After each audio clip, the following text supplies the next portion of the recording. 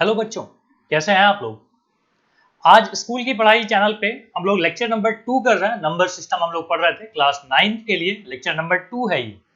Lecture number 2 में हम लोग बात करने वाले हैं कि रैशनल नंबर के बाद हम लोग को पढ़ना है इरेशनल नंबर। अब इरेशनल नंबर क्या होता है तो इसके बारे में हम लोग यहाँ पे देखते हैं। इरेशनल नंबर, तो देखिए याद कीजिए, आपने रैशनल नंबर में पढ़ा था कि number which can be written in the form of p upon q where p and q are integers and q must not equal to 0। यही पढ़ा था आपने। इरेशनल नंबर में क्या होता है कि द नंबर विच कांट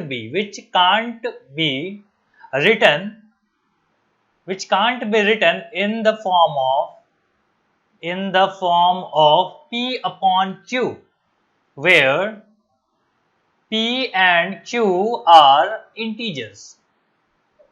ठीक है, जैसे आपने पढ़ा था कि रैशनल नंबर में p अपॉन q के फॉर्म में लिख सकते हैं, यहाँ पे p अपॉन q के फॉर्म में नहीं लिख सकते हैं। जैसे कैसे नंबर्स ऐसे होते हैं तो हम यहाँ पे ले लेंगे कि जैसे हो गया √2, √3। ध्यान रखिएगा √4 नहीं होगा, क्यों? क्योंकि ये परफेक्ट स्क्वायर है, ये नहीं चलेगा। √5 हो सकता है, √6 हो सकता है, इस तरीके से चलता जाएगा ये नंबर। ओके, तो इरेशनल नंबर वाली बात आपको समझ में आ गई। अगले पार्ट में ना हम लोग ये भी पढ़ेंगे कि कुछ डेसिमल्स हैं जिनको इरेशनल नंबर कहा जाता है, जैसे 0.1, 0, 11, 0, इस तरीके से चलते जाने वाला, मतलब non repeating non terminating numbers को भी हम रैशनल नंबर कहते हैं। इसको हम लोग पढ़ेंगे आगे। तो फिलहाल इस बात को छोड़ दीजिए, फिलहाल हम सर्ट्स पे आते हैं, जो कि है √2, √3, मतलब नॉन परफेक्ट स्क्वायर्स। रूट जो होता है उसको हम सर्ट्स बोलते हैं, और वही इरेशनल नंबर भी होता है। ओके, तो हमने यहाँ पे ले लिया। अब एक समस्या आती है कि जैसे आप रैशनल नंबर को नंबर लाइन पे रिप्रेजेंट करते थे, जैसे मान लो कि हमको बताना है कि 0, तो हमने यहाँ पे 0 ले लिया, यहाँ पे 1, यहाँ पे माइनस में चलता है -1, -2, -3, इधर आप ले लेते हो 1, यहाँ पे 2, यहाँ पे 3, इस तरीके से चलता जाता है। तो ये तो बात हो गई रैशनल नंबर वाली। लेकिन अगर इरेशनल नंबर को बोले कि √2 को आप हमको नंबर लाइन पे बताओ, तो कैसे करेंगे, इसको हम लोग यहाँ पे देखना चाहते हैं। तो यहाँ लिख देता हूं मैं कि लोकेट √2 ऑन नंबर लाइन। कैसे लोकेट करेंगे इसको हम लोग देखते हैं, ठीक है। और इसके लिए ना मैंने एक सेपरेट वीडियो बना रखा है, जिसमें हम हाथ से लिख लिख के आपको बताएंगे कि देखो ये एक लाइन खींचनी है, फिर परपेंडिकुलर बनाना है। तो इसको मैंने बहुत प्रॉपर्ली एक सेपरेट वीडियो में बनाया है, और इसको मैं यहाँ पे क्या करता हूँ, पुट कर देता हूँ।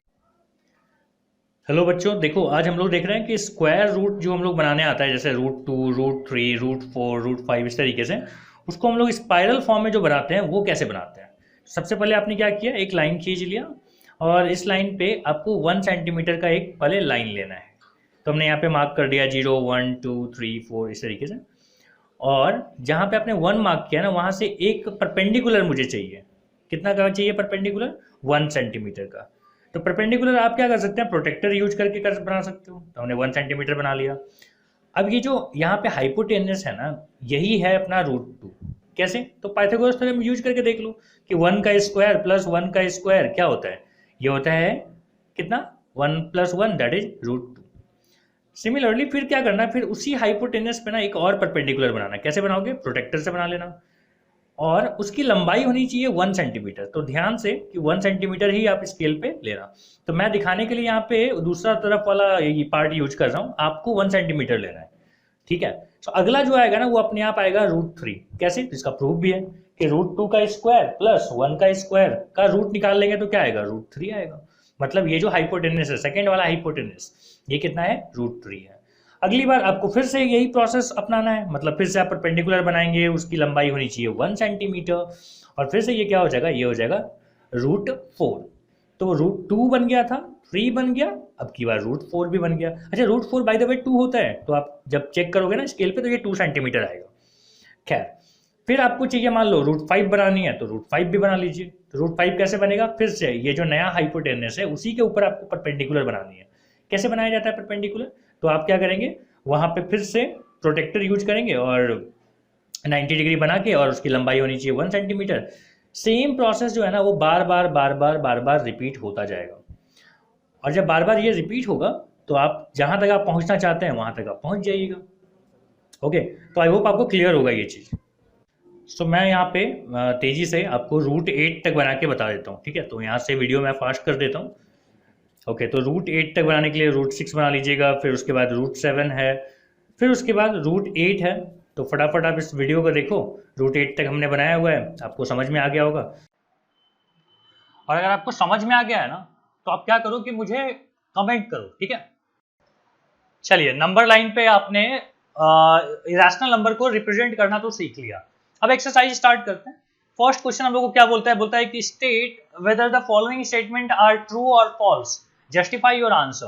बोलता है every rational number is a real number. Yes, देखो सारे रियल नंबर के अंदर ही, मतलब रियल नंबर के अंदर ही रैशनल इरेशनल सब आते हैं। तो पहला तो क्या हो गया आपका, ट्रू आ गया। इसको लिख देते हैं ट्रू। जस्टिफिकेशन क्या है, बोलेंगे ऑल रैशनल और इरेशनल नंबर, एंड लिख दो, and irrational numbers are real numbers. Okay, second है कि every point on the number line is of the form root m where m is a natural number. क्या बोलता है कि हर एक पॉइंट जो कि नंबर लाइन पे है उसका रूट जो है is in the form of root of m. देखो नंबर लाइन पे क्या क्या हो सकता है, नंबर लाइन पे हो सकता है 1.4, नंबर लाइन पे हो सकता है 1, नंबर लाइन पे हो सकता है, इधर लिख देता हूँ 1 हो सकता है, 2 हो सकता है, कुछ भी हो सकता है, राइट। तो अगर ये सब चीजें हैं तो नंबर लाइन पे इसका ये क्या है, 1 किसका रूट है, हम बोलेंगे 1 का रूट है। रूट 2 किसका रूट है, तो हम बोलेंगे 4 का है। 1.4 भी किसी ना किसी का रूट होगा। मतलब हम क्या बोलेंगे कि सारे के सारे नंबर जो कि नंबर लाइन पे हैं उनका रूट संभव है। ओके, तो हम बोलेंगे this is also true. Now third पे आते हैं, बोलता है कि every real number is a rational irrational number. जवाब है नहीं, फॉल्स हो जाएगा ये। क्यों? क्योंकि क्या हमने देखा था कि सारे के सारे इरेशनल नंबर रियल नंबर है, लेकिन सारे रियल नंबर इरेशनल है ऐसा नहीं है। क्योंकि रियल नंबर तो रैशनल भी होते हैं, इरेशनल भी होता है। तो सारे के सारे रियल नंबर इरेशनल कैसे हो सकते हैं, राइट। तो ये हो गया हमारा false state. Clear. Now question number 2 पे आते हैं। क्वेश्चन नंबर 2 हम लोग को बोलता है कि are the square root of all positive integer irrational. क्या स्क्वायर रूट किसी भी पॉजिटिव इंटीजर का इरेशनल होता है? जवाब है नहीं। जो परफेक्ट स्क्वायर होता है, परफेक्ट स्क्वायर रूट जो होते हैं वो क्या होते हैं, वो तो रैशनल होते हैं। बोलता है if not give an example of the square root of a number that is rational.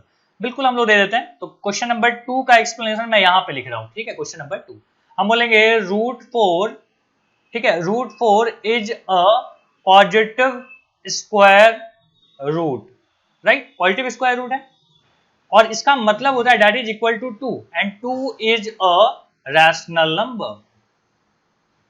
So we can say कि all square roots of positive integers are not irrational, they may be rational. Okay, तो यहाँ पे हमारा हो गया question number 2। Question number 3 पे आते हैं, यहीं पे लिखता हूँ क्वेश्चन नंबर 3। क्वेश्चन नंबर 3 देखो, मैंने आपको नंबर लाइन पे जो रिप्रेजेंट करना बताया है ना, वही है ये। बोलता है show how root 5 can be represented on a number line. मैं यहाँ पे रफ बता रहा हूँ, आपने फेयर तो वहां पे देखा है। देखो हमने पहले एक लाइन बना लिया था 1 सेंटीमीटर का, यहाँ पे हमने एक परपेंडिकुलर लिया था 1 सेंटीमीटर का। ये हमारा क्या हो गया, ये हमारा हो गया रूट 2। अगली बार आप फिर एक परपेंडिकुलर लिए थे और ये जो लाइन आप बनाते हो इसको हम क्या बोलते हैं, रूट 3।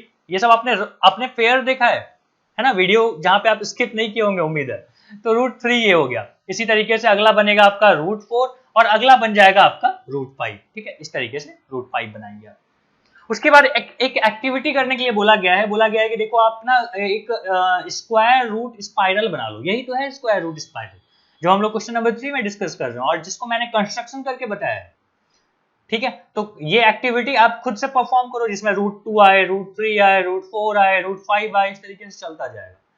तो उम्मीद है कि ये छोटा सा लेक्चर आपको बिल्कुल समझ में आ गया होगा। एक्सरसाइज नंबर 1.2 हमने यहाँ पे कंप्लीट किया। वीडियो के अगले पार्ट में हम लोग मिलेंगे और वहां पे हम लोग डिस्कस करेंगे एक्सरसाइज 1.3 और उससे रिलेटेड कुछ इंट्रोडक्शन एंड उसके ब्रीफ। तब तक पढ़ाई करते रहिए। Thank you.